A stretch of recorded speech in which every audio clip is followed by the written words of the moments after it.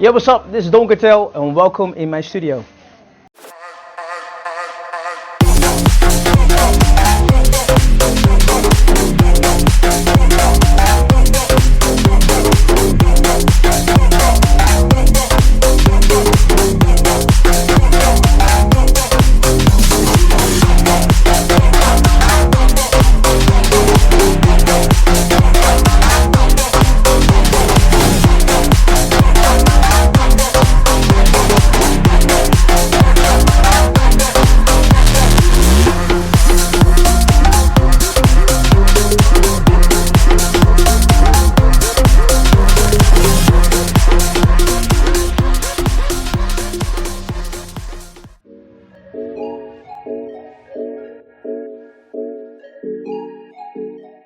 When this all started for me? Well, first of all, I was born in the 80s and I got influenced by music artists like Michael Jackson, Prince, Madonna. And for me, Michael was my #1 idol. And from that time, when I was 10, 11 years old, I took piano synthesizer lessons and also bought my first equipment when I was 14 years old. And from that moment on, I started creating my first tracks and got also signed when I was 17 years old by a publishing fund. And yeah, that was for me how it all started from that moment.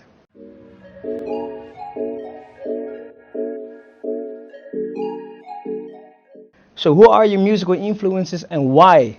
Well, for me it was not only Michael Jackson but also names like Jean-Michel Jarre and The Prodigy. And to name a few, because first of all, Jean-Michel Jarre was an artist that struck me with his electronic music, and he's the guy that I was interested to took lessons in synthesizer music and piano lessons.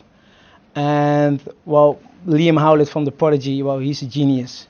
I mean, a guy who make beats from everything, and of course in that time, with the equipment, it was unbelievable. And he was one of the pioneers for me to making music. And well, that's it actually.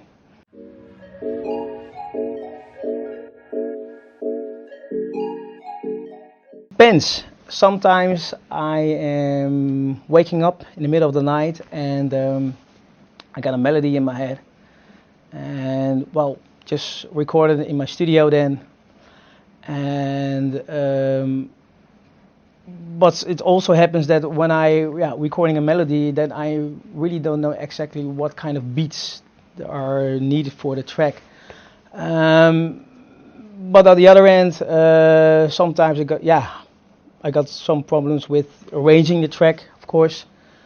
Sometimes you're stuck in a loop, or I think most of the producers recognize the problem, but I mean, it's not only one thing. Depends on how your mood is, depends on how good the idea is. Sometimes you are working on a track that at that time that you think this is good, but it isn't, and then you must throw it away or just putting in a closet or something like that and just starting a new one.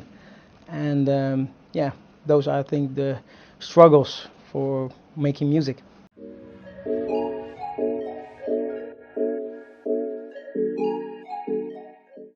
So what are the upcoming projects? First of all, I will dropping a new track this coming Friday with my brothers Sidney, Samson, Bobso Architect, and the talented trap formation Mad Nation on his label Artificial Recordings. Check that out this Friday, and it's going to be a crazy track. Besides that, I got also new tracks coming up with Billy the Kid. Just released in a collab with him on PM Recordings. You can check that out also. I've got one radio track coming up. Also in collaboration with Robert Danza and Daisy, together with the YouTube formation Prankster. And I've got two other names, but I can't reveal yet who they really are. So yeah, there are a lot of tracks coming up, so check my website, my social media for the updates.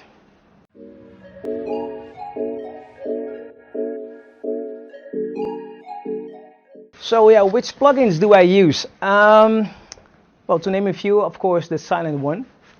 Not to mention the Aerovix Nexus synth. It's also very good.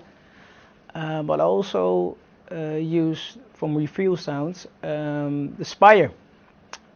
And well, those plugins are very handy. You can create everything on it. And yeah, for me, it's to go-to synth to making ideas, and then to how do you say that? To build, no, not build, but to make the sound bigger, and then you can layer it with other sounds. And yeah, those are the go-to synths for me. As you can see, I mean, the Spire is unbelievable. It's got so many presets, and you can tweak them, to the sound that you want. I mean, yeah. It's one of my go-to synths. For example.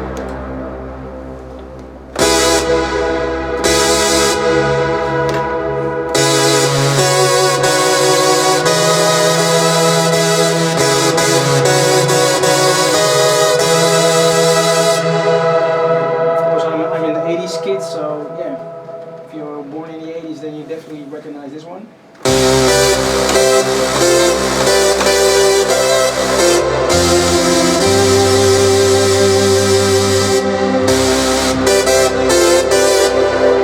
Respect to Eddie Van Halen.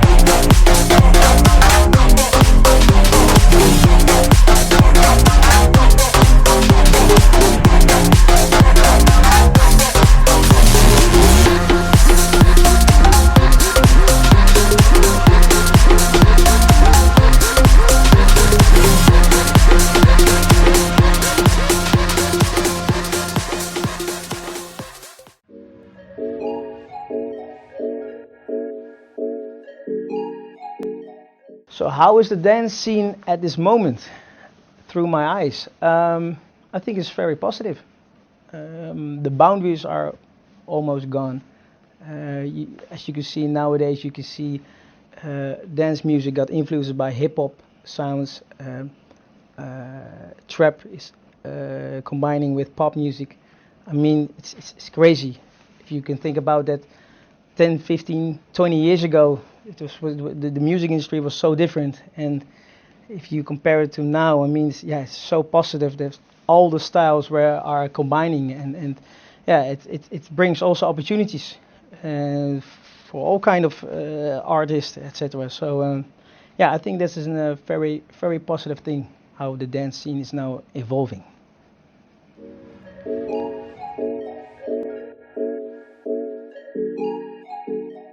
Depends. Having a good time with friends, or just seeing a movie. Also hanging out with my family. I think that's important. So yeah, just doing quality time things.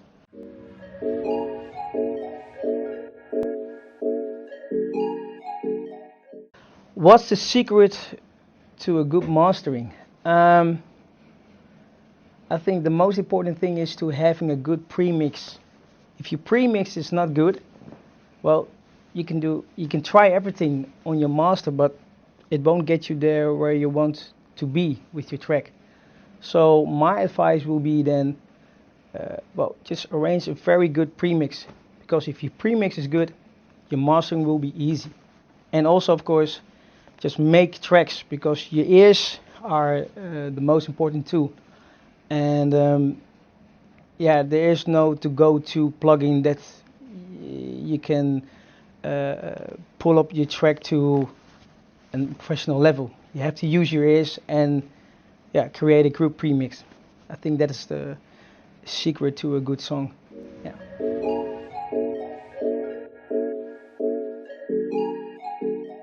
Well, I can remember many years ago I was performing on stage, and I was not DJing but live performing with synthesizer, computers, etc. And suddenly the power went off, and the audience thought it was a part of the act.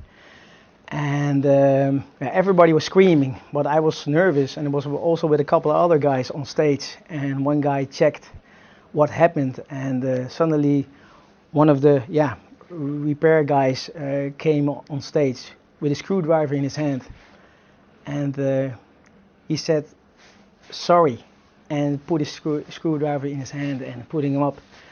And from that moment the lights went on, and yeah, we can continue the performance. So as you can imagine, that was very weird and yeah, an unbelievable situation, but funny, of course. So yeah, this will be for me a memory that I won't never forget. Yeah.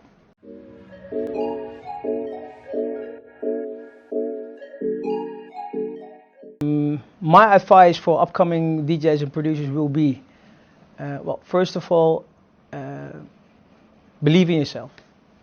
Second of all, surround yourself with people who are motivating you, and they're supporting you, of course. Of course, also you have to make tracks. Just make tracks, so many as possible. And I think the most important thing is also believe in yourself.